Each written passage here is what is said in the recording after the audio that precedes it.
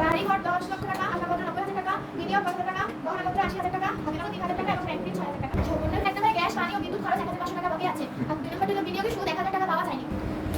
ক নম্বর প্রশ্নে ডাক্তার মাহাদির পারিবারিক তহবিলের পরিমাণ নির্ণয় করো। আচ্ছা তাহলে সবগুলো যোগফল কত হয়? 11,83,000 বিয়োগ 6,000। 11,00,000 লাস্টে কত লিখছেন এটা? 11,77,000 জানতে হলো পারিবারিক তহবিল। হবে আচ্ছা ক নাম্বার কি বলছে? আয় বিবরণী আয় ব্যয় বিবরণী আমরা কিভাবে করব? স্যার আয় সমূহ থেকে ব্যয় সমূহ বিয়োগ। একটু খেয়াল রাখবা বিবরণীর কথা আর হিসাবের কথা যখন হিসাব বলবে তখন দুই দিকে একটা ডেবিট দিক একটা ক্রেডিট দিক দুই দিকে লাগবে বা যখন বিবরণী বলবে তখন উপরে নিচে তাহলে বিবরণী আর হিসাবের মধ্যে ব্যবধান কি?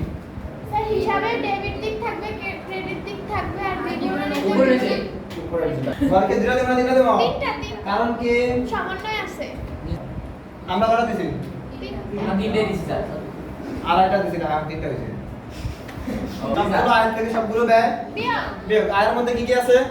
বেতন আছে 3,63,000 বিনিয়োগ 1,500 সমন্বয় আছে সমন্বয় আছে বকেয়া কত?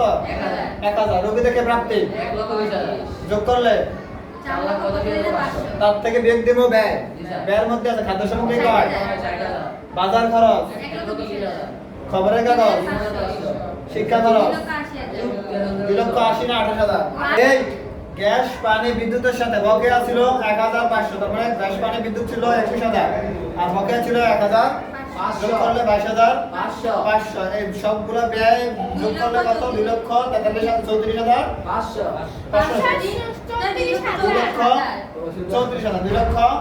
2,34,000 আয় ছিল 4,85,500 4,85,500 থেকে 2,34,000 বিয়োগ করে 2,51,000 এই 2,51,500 নাম কি? ব্যয় অতিরিক্ত আয় না আয় অতিরিক্ত ব্যয়? ব্যয় অতিরিক্ত আয় বা আয়ের উদ্বৃত্ত। তারপরে কি? আর্থিক অবস্থা বিবরণী। আর্থিক অবস্থা বিবরণের জন্য আমরা ঘর বাস্তি করব না কেমন?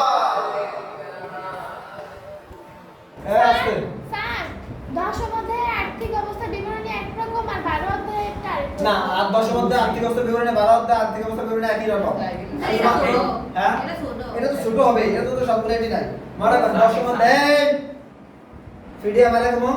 হাড়াহাড়ি হয়ে গেছে। আচ্ছা আয় 10 এর মধ্যে যে আর্থিক অবস্থা বিবরণী সেক্ষেত্রে দুইটা ভাগ হয় সম্পত্তি সমূহ এবং দায়। দায় ও মালিকানা সত্ত্ব আর এখানে আবার দায় ও পারিবারিক তহবিল তাহলে ওখানে হলো সম্পত্তি তহবিল আর এখানে পারিবারিক তহবিল মানে গ নম্বর কি গ নম্বর আল্লাহ স্যার যত আচ্ছা আর্থিক অবস্থা বিবরণী প্রথমে কি নেব আর্থিক অবস্থা বিবরণী এই আর্থিক অবস্থা বিবরণী বের করতে হয় সম্পদ ইকুয়াল টু দায় সম্পদ সমান দায় এবং পারিবারিক তহবিল সম্পত্তির ভিতরে কি আছে বাড়ি ঘর কত টাকা 10 লক্ষ আসবাবপত্র বিনিয়োগ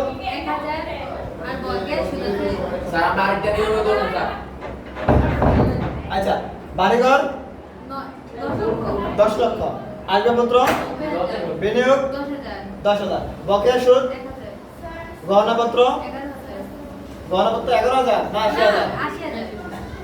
80,000 হাতে নগদ নিয়ে কথা আছে হাতে নগদ কোনটা আসবে সমাপনী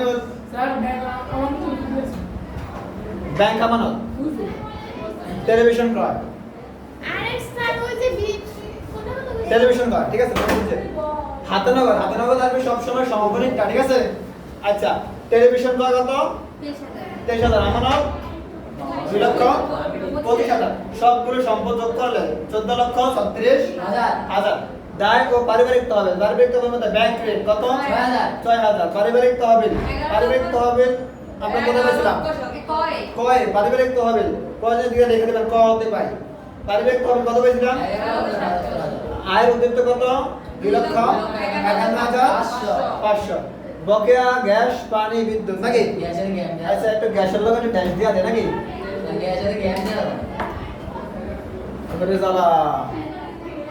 আচ্ছা বকেয়া গ্যাস পানি বিদ্যুৎ কত টাকা 1500 সবগুলো যোগ করলে 14,000 14,30,000 6,000 আর 14,30,000 যোগ করলে 14,36,000 তাহলে মোট সম্পত্তি 14,36,000 মোট দায় 14,36,000